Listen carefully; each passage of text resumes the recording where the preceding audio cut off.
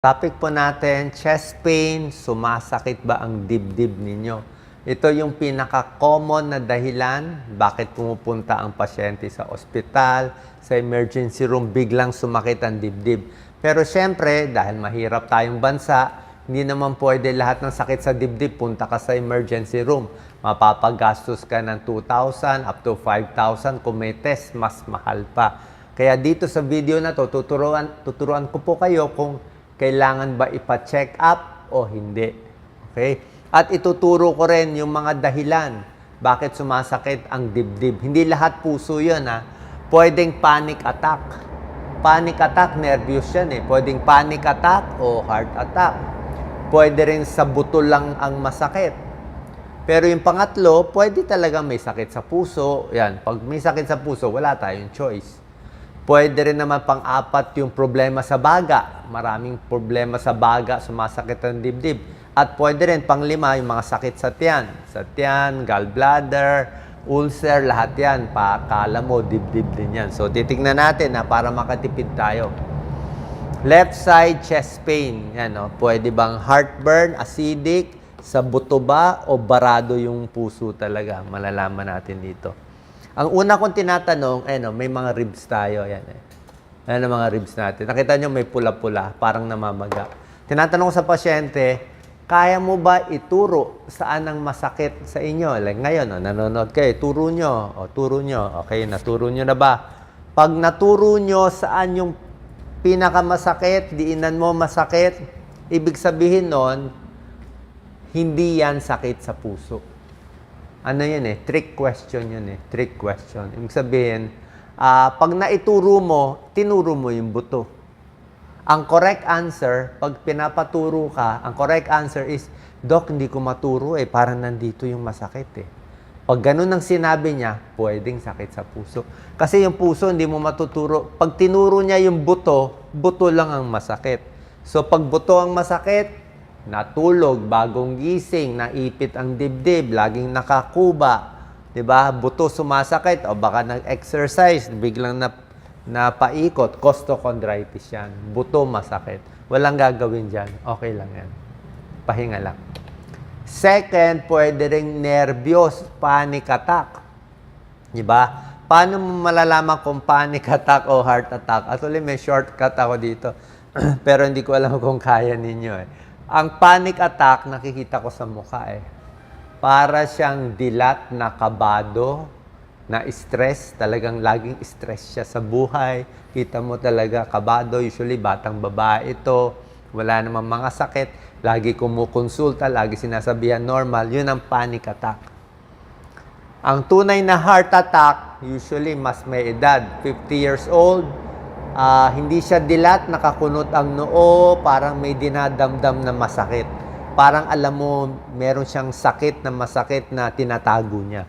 Okay? Parang ganun. Ganun na nakikita namin. Ako po, bilang internist and cardiologist, linya ko to, puro chest pain na nakita ko. Ang panic attack din, ang sakit niya parang tumutusok. Stabbing, parang humihiwa, tumutusok, sharp, matulis. Yan, hindi yan sakit sa puso. Ang tunay na sakit sa puso, mabigat, dinadaganan. Tapos yung timing, sumasakit lang to pag napagod. Umakyat ng hagdan, nagbuhat, naglakad, umakyat ng MRT, doon sumakit. Yun, malaking chance sakit sa puso yun. Tapos umakyat ng hagdan, sumakit ng dibdib ng 5 minutes up to 15 minutes, umupo, nagpahinga, nawala yung sakit sa dibdib. Tapos dinahan-dahan na lang. Yun ang sakit sa puso. Typical yun naiipit. Pero yung panic attack, wala, basta masakit. Minsan isang oras masakit. Minsan isang minuto masakit. Ninenervyos, kala mo mamamatay na siya, panic yun. Okay? Pag heart, ibang usapan. Tulad na sinabi ko nga, mabigat, nandito, tsaka may sign sila. Usually, kamay ng heart attack nakaganyan. Pag nakaganyan siya talaga, heart attack yun. Pero panic attack, usually, magkukwento na iniwan siya ng boyfriend niya. Yun, panic attack yun. So, alam niyo na, costochondritis, muscle pain, bone pain, panic attack, nervyos. Ngayon, puso naman tayo. Okay? Paano natin malalaman kung sakit sa puso o hindi? Meron tayong scoring system. Maganda itong scoring. Pag 0 points, malamang hindi yan sakit sa puso. 99.99%, wag ka na hindi mo na kailangan paulit-ulit pumunta sa emergency room. Sayang lang pera mo kung 0 points naman lahat, di ba? Pero kung nandito ka sa 1 o 2, pag inad mo marami, pwedeng sakit sa puso. Ano to? Tulad na sinabi ko, number 1, ano yung chest pain? Kung naituturo mo, 0 points. Kung 1 minute lang masakit o buong hapon masakit, 0 points yan. Pero kung sinabi ko nga sa inyo, 5 to 15 minutes, mabigat, dinadaganan, 2 points yun. ECG, normal, pag hindi sakit sa puso. ECG, may diferensya kung may sakit sa puso. Pero ang ECG kasi, 50% accurate lang siya. Hindi siya talagang pinakamagandang test. Meron pang ibang mas magandang test, mga 2D echo, treadmill, stress test, yan ang mga mas magaganda. Edad, less than 45 years old, halos malabo na sakit sa puso. Less than 40, halos malabo. 45 to 65, baka sakit sa puso. 65 and above, mas malaki ang tsansa. Nasa edad. Okay? May risk factor ka ba? Kung meron ka nitong risk factor, pwede natin isipin may sakit sa puso. High blood, high cholesterol, diabetes, may lahi na matay ng maaga sa sakit sa puso, overweight, di ba? Naninigarilyo, risk factor yan. Kung marami kang risk factor, 2 points agad. Kaya nga dapat i-control to, tigil sigarilyo talaga. So ang point ko, kung kayo ay wala pang 45 years old, wala namang risk factor, tapos naituturo, no need na sa check-up. Relax na lang kayo. Diba? Pero, maraming risk factor, medyo may edad, tapos alanganin yung chest pain, pa-check na tayo. Diba? So, ito yung guideline namin. Tapos, yung tulad na sinabi ko, diba? Pag sakit sa puso, pwede sa dibdib, hanggang leeg, hanggang kaliwang kamay, possible yan. Ang test ECG muna, pwede kasing normal lang ECG. Ang ECG kasi, madidetect lang niya yung sakit sa puso kung maraming bara na. Kung baradong-barado na siguro kung 90% o 100% barado. So bilang cardiologist, alam ko yan. Pero pag hindi pa talagang barang-bara, magno-normal pa yan. Kaya ginagawa natin, treadmill stress test, tumatakbo. So, tatakbo yung pasyente sa treadmill, naka-ECG yan. Habang pinapagod mo siya, doon lalabas yung bara. Doon nagkukulang ng oxygen sa puso. Kaya pag yung ECG niya nagiging abnormal. 2D echo, makikita rin kung dati nang may heart attack. Pero ang pinakamaganda, angiogram, kung talagang duda tayo. Angiogram, nilalagyan ng wire sa puso, pero invasive to. Hindi basta-basta ginagawa. Kung may barado, nilalagyan ng stent, binubuka, kaya lang mahal yan. Sa mga heart center, pwede mahal. Pag ginawa ng stent, 300,000, 500,000 or more.